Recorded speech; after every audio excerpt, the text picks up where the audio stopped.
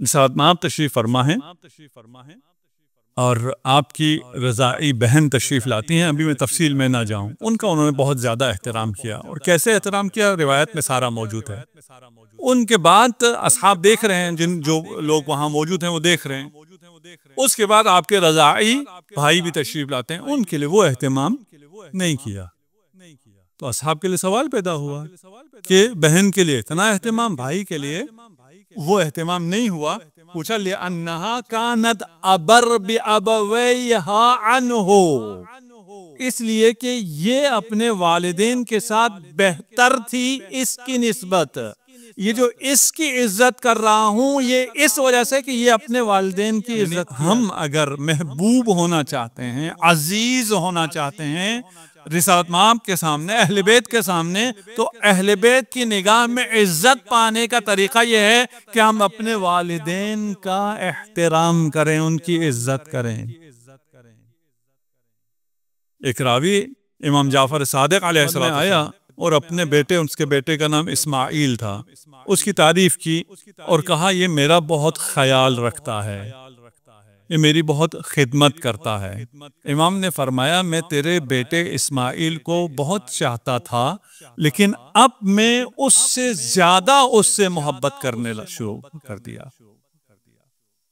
زیادہ محبت کیوں؟ اس لیے کہ یہ والدین کی اطاعت کرتا ہے. امام کی نگاہ میں اگر آ جاؤ اور امام کی نظر کرم اگر کسی پر پڑ جائے، اس کے بعد اس کا کوئی مشکل آسان نہ ہو، یہ ممکن نہیں ہے. ہاں کچھ مشکلات اس کی مصلحت میں ہیں، وہ مشکلات آئیں گی.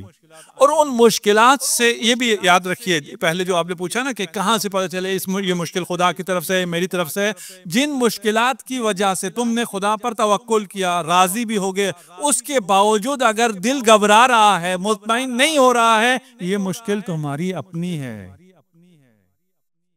تم خود حل کر سکتے ہو، اسے حل کرو. دیکھو کہاں کیا کوتاہی رہ گئی ہے، کہاں کیا محنت نہیں کی ہے، وہ محنت کر لو، تمہاری وہ مشکل حل ہو جائے گی. اور جو مشکل خدا کی طرف سے آئی ہو اور تم راضی ہو جاؤ، اس مشکل سے تمہیں سکون ملے گا. وہ مصائب تمہارے لیے آرام لے کر آئیں گے. ابھی کورونا ہے، وبا ہے، ہم الگ الگ بھی بیٹھے ہیں، لوگ ابھی مسجد سے باہر نیچے بھی بیٹھے ہیں اور ہمیں بکھرنا پڑا. لیکن اس وبا میں جو گرفتار ہوا ہے ان سے بہت سے لوگ ہیں جو بہت زیادہ مطمئن ہو گئے ہیں، اور یہ وبا ان کے لیے رحمت ہو گئی ہے. کیوں؟ یہ خدا کی طرف سے آزمائش تھی. اور موت تو سب کو آنی ہے، اس وبا سے نہ آئے تو کسی اور چیز سے آ جائے گی. اس کا مطلب یہ نہیں ہے کہ ہم پھر احتیاط نہ کریں، اور جو احتیاط نہ کر کے اس وبا کا شکار ہو جائے، اس نے یہ مصیبت اپنے گردن پر خود سوار کی، وہ خود اس کا ذمہ دار ہے. حکم ہے خدا کی طرف سے احتیاط کا، واجب ہے ہم پر احتیاط، واجب شرعی ہے. شرعن مجھ پر احتیاط واجب ہے. شرعن میں نہیں مل سکتا جس طرح میں پہلے ملتا تھا. شرعن اب میں وہ جو ہاتھ ملانا مستحب تھا، اب مستحب نہیں ہے.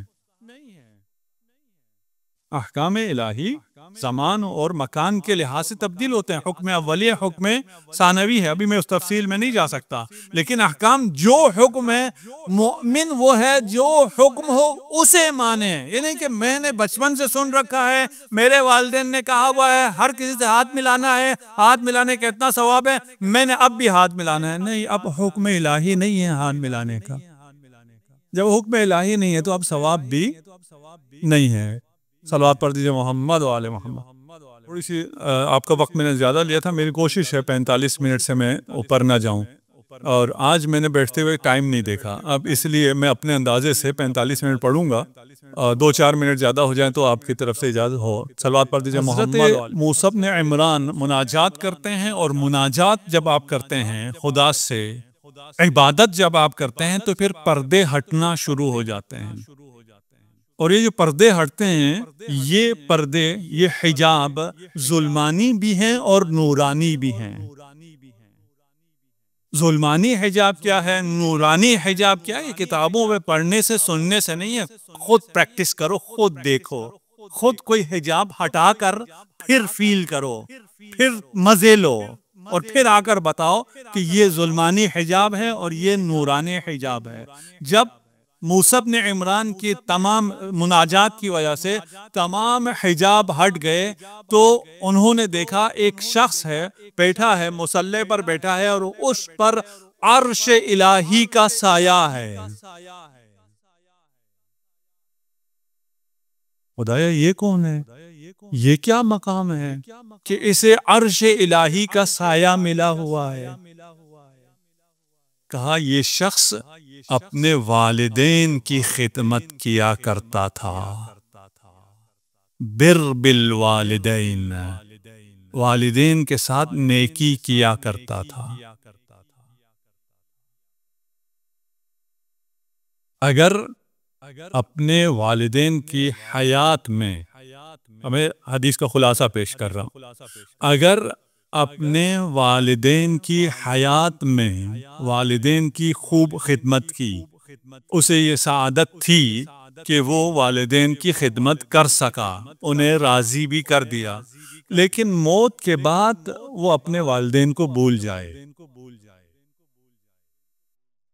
اس کے قرض ادا نہ کرے، چھوڑو کیا کرنا ہے قرض ادا کر کے، اس کے مال سے جو خمس نکالنا تھا، زکوٰۃ نکالنی تھی، نہ نکالے، اس کے لیے جو استغفار کرنا تھا وہ نہ کرے، اپنی مستحب عبادتوں میں اس کا جو حصہ رکھنا تھا وہ نہ کرے۔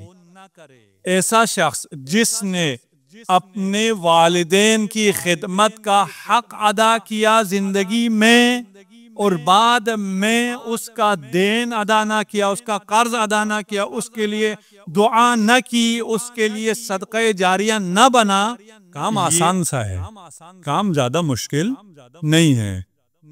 آپ جب بھی وضو کریں، جن کے والدین اس دنیا میں نہیں ہیں، جب بھی وضو کریں عادت بنا لیں کہ اس وقت ایک صلوات، ایک فاتحہ اپنے مرحوم والدین کے لیے پڑھ دیا، نہ آپ کا وقت جاتا ہے، نہ کچھ بھی نہیں ہوتا، وہ ٹائم آپ کو ویسے ہی جا رہا ہوتا ہے۔ اگر آپ دعائیں پڑھتے ہیں تو فبہا، بہت سے لوگ تو دعا بھی وضو کے دوران نہیں پڑھتے، وضو کیا، نماز کے لیے آتے ہوئے جو 8-10 قدم ہیں اس میں ایک صلوات پڑھ دی، ایک فاتحہ پڑھ دی اپنے مرحوم والدین کے لیے۔ جو مستحب عمل انجام دیتے ہیں، یہ جو عزاداری کر رہے ہیں، زیارت امام حسین، اس میں اپنے والدین کو یاد رکھیں، ان کو ہدیہ کریں، نماز پڑھیں، مستحب نمازیں پڑھیں، اپنے والدین کو ہدیہ کریں، قرآن پڑھیں، اپنے والدین کو ہدیہ کریں۔ یہ نہ کہیں کہ میں سارے مستحب عمل اگر والدین کو ہدیہ کر دوں، میں اپنے پاس کیا بچے گا؟ تمہیں اس سے زیادہ ملے گا جو تم اپنے لیے کرتے ہو، اس سے زیادہ ملے گا۔